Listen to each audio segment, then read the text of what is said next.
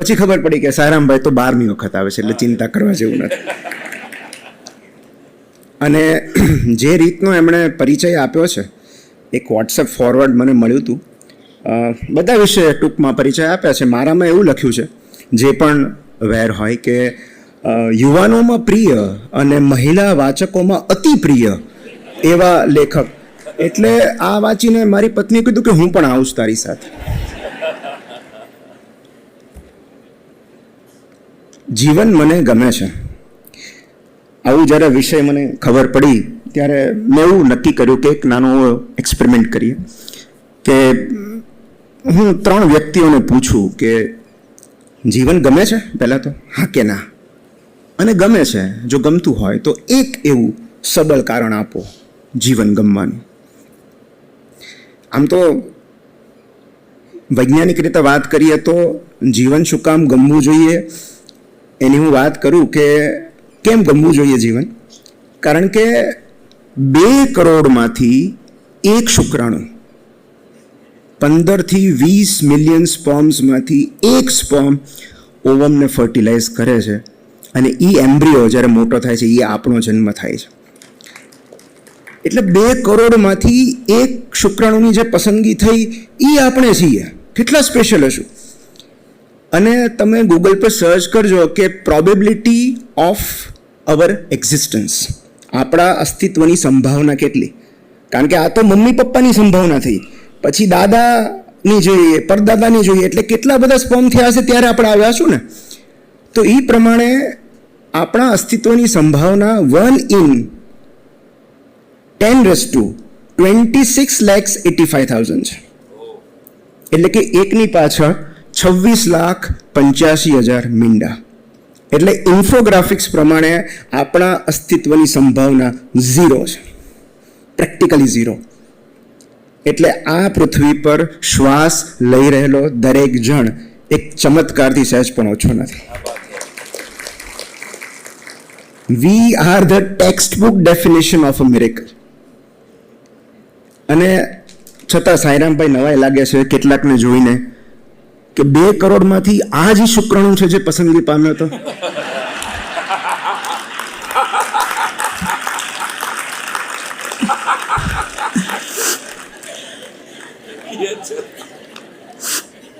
એટલે આપણને એમ થાય કે આ છે તો બાકીના 2 કરોડ તો કેવા હશે.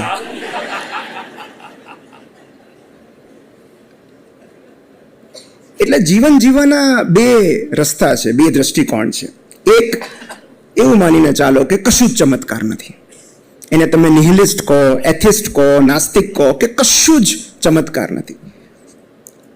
જે કોઈ પણ એમના માટે જીવન થોડું અઘરું હોય છે. અને બીજો એવો દ્રષ્ટિકોણ છે કે બધું જ ચમત્કાર છે. તો આ ચમત્કારની વચ્ચે આપણે જીવીએ છીએ, ચમત્કાર થઈને જીવીએ છીએ અને ચમત્કાર અનુભવીએ છીએ. તો મેં 3 વ્યક્તિઓને એવું પૂછ્યું કે ભાઈ જીવન ગમે છે, હા કે ના. એમાં પહેલાં મેં બહુ રેન્ડમ વ્યક્તિઓને પૂછ્યું. પહેલાં મેં મારા ડ્રાઈવરને પૂછ્યું કે જીવન ગમે છે. એટલે એને પૂછ્યું કેમ બહુ રફ ચલાવું છું. કારણ કે એ પહેલાં એણે જે રીતે ઓવરટેક કર્યો, મારે એને કેવું પડ્યું હતું કે ભાઈ મને જીવન ગમે છે. મેં કીધું ના તમે જવાબ આપો ને. મને કે હા ગમે છે ને. મેં કીધું કેમ ગમે છે, એક જ કારણ આપો, સબળ કારણ. થોડું વિચારી એણે કહ્યું કે આવતા વર્ષે છોકરાના લગ્ન લીધા છે, હોલ બુકિંગ થઈ ગયું છે, બધી તૈયારીઓ શરૂ થઈ ગઈ છે. 2 વર્ષ પહેલાં તૂટી ગયું હતું, પણ આ તો નવું છે. ફેર ઇનફ, આવતા વર્ષે છોકરાના લગ્ન છે, તો જીવન ગમવા માટેનું એક સબળ કારણ છે. બીજું મેં મારા એક સિંધી પેશન્ટ છે એમને પૂછ્યું જીવન ગમે છે. હવે કોઈ ડૉક્ટર આવું પૂછે ને એટલે દર્દીના ધ્રાસકો પડે. મને કે કેમ રિપોર્ટમાં કાંઈ આવ્યું છે એવું. મેં કીધું ના આમને પૂછું છું. મને કે ગમે જ ને. મેં કીધું એક સબળ કારણ આપો. મને કે ધંધો કેવો જોરમાં ચાલે છે અત્યારે ધંધો મૂકીને સ્વર્ગમાં ન જવાય. યમરાજ આવે ને તો એને કહેવું પડે કે મહિના પછી આવજો, અત્યારે ઘરાકી જોરદાર ચાલે છે. એટલે એને એની પ્રવૃત્તિ ગમે છે, એનું કામ ગમે છે. ફેર ઇનફ. પછી મને થયું કે હું મારી જાતને પૂછું જીવન ગમે છે અને શું કામ ગમે છે. તો અંદરથી જવાબ આવ્યો બહુ જ ગમે છે.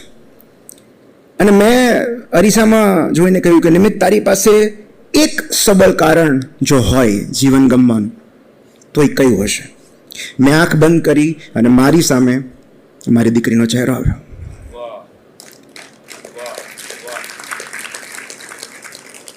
તો જીવનમાં કેટલીક ક્ષણો એવી હોય છે કે જ્યારે તમને ઈશ્વરને ગળે લગાડીને થેન્ક યુ કહેવાનું મન થાય. જે દિવસે મેં જે ક્ષણે મેં મારી દીકરીને મારા હાથમાં પહેલી વાર લીધી હતી ત્યારે મને એ ધન્યતા, ભવ્યતા, દિવ્યતા બધું જ એક સાથે અનુભવાઈ ગયું. અને હું જ્યારે એનો ચહેરો જોઉં છું, જ્યારે એની સાથે વાત કરું છું, મને દરેક વખતે ઈશ્વર પરની શ્રદ્ધા વધુ મજબૂત થતી જાય છે.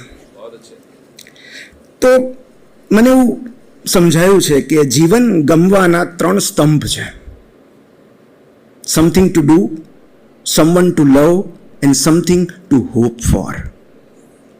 કરવા માટે કંઈક પ્રવૃત્તિ, ગમવા માટે એક જણ અને જોવા માટે એક સપનું. Something to do, someone two love and something to hope four. આ ત્રણેય હું સમજાવું. પહેલું છે સમથિંગ ટુ ડુ, કરવા માટે કંઈક પ્રવૃત્તિ જોઈએ. કેમ? કારણ કે એક રશિયન લેખક છે ફ્યોદોર દોસ્તોવ્સ્કી, એમનું એક અદ્ભુત વિધાન છે જે મને બહુ જ ગમે છે કે એક માણસને બરબાદ કરી નાખવા માટે બીજું કશું જ કરવાની જરૂર નથી. બસ એના મનમાં એ માન્યતા ઠસાવી દો કે જે કામ એ કરી રહ્યો છે એ નિરર્થક અને બિનજરૂરી છે, એના કામની સમાજને જરૂર નથી, એના કામથી કશો જ ફેર નથી પડવાનો, એનો આપોઆપ વિનાશ થઈ જશે.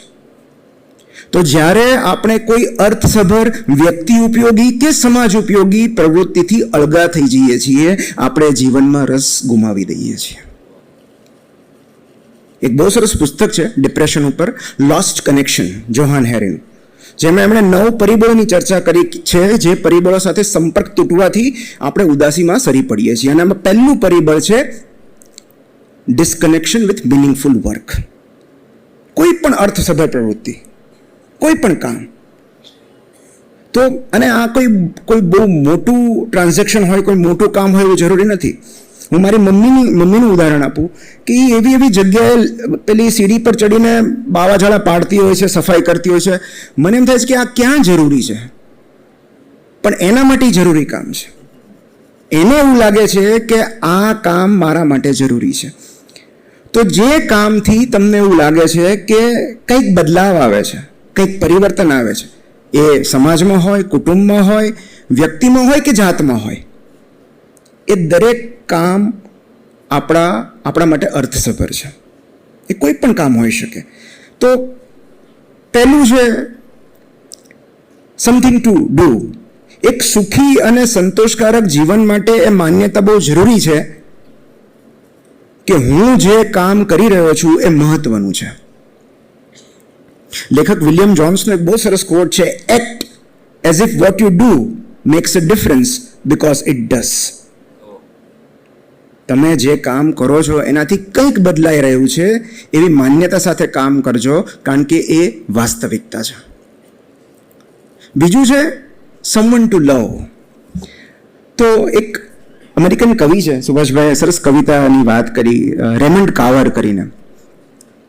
રેમન્ડ કાર્વરના અંતિમ પુસ્તકની અંતિમ કવિતા, ફક્ત 4 લીટીની કવિતા, જે કવિતા લેટ ફ્રેગમેન્ટ તરીકે ઓળખાય છે. મને આ કવિતા એટલા માટે ગમે છે કારણ કે એમને કેન્સરનું નિદાન થયું પછી એમણે એમનું છેલ્લું પુસ્તક લખવાની શરૂઆત કરી, a new path to the waterfall. અને એ પુસ્તકની છેલ્લી કવિતા એટલે લેટ ફ્રેગમેન્ટ. અને એ કવિતા આજે પણ રેમન્ડ કાર્વરની કબર પર કોતરાયેલી છે.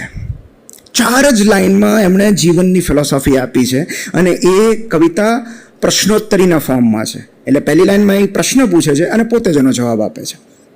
તો એ કવિતાનો મેં ભાવાનુવાદ કર્યો છે. પહેલી લાઈન એવી છે કે છેવટે જીવન પાસેથી જે માંગ્યું હતું એ બધું તમને મળી ગયું? જાતને પ્રશ્ન પૂછે છે. બીજી લીટીમાં પોતે જ જવાબ આપે છે, હા મળી ગયું. ત્રીજી લીટીમાં પૂછે છે અને શું માંગ્યું હતું જીવન પાસેથી?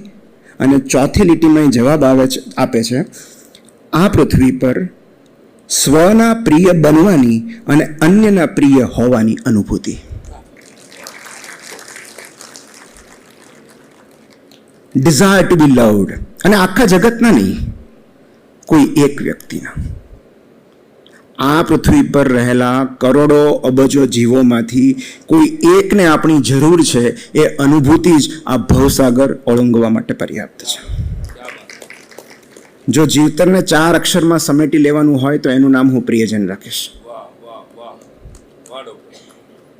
મતલબ તમે કોઈની ઇમોશનલ નીડ છો, એ હકીકત જ આપણા અસ્તિત્વને બળ પૂરું પાડે છે, આપણા જીવતરને ટેકો આપે છે.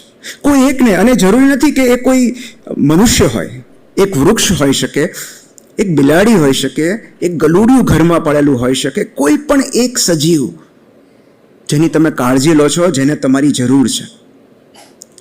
અને ત્રીજું, સમથિંગ ટુ હોપ ફોર, એક સપનું જોવા માટે. લેખક ઓસ્કાર વાઇલ્ડનું એક બહુ સરસ વિધાન છે કે જીવનની સૌથી મોટી દુર્ઘટનાઓ 2 જ હોય છે. એક, જે ઈચ્છ્યું હોય એ ન મળવું તે, અને 2, જે ઈચ્છ્યું હોય એ બધું જ મળી જવું. અને બીજી દુર્ઘટના વધુ ભયંકર હોય છે, કારણ કે અભાવો અને અપૂર્ણતા જ આપણને જીવાડે છે. જાત, જગત અને જીવતરને પરફેક્ટ કરવાની ઝંખના જ આપણને રોજ સવારે ઉઠાડે છે. તો એ ક્ષણ કેટલી ભયાનક હશે જ્યારે બધું જ મળી જશે. ત્યારે જે ખાલીપો લાગે છે એ કેટલું ભયંકર હશે. એટલે એક સપનું, આવતા વર્ષે છોકરાના લગ્ન છે, આવતા મહિને ફલાણું કરવાનું છે, એક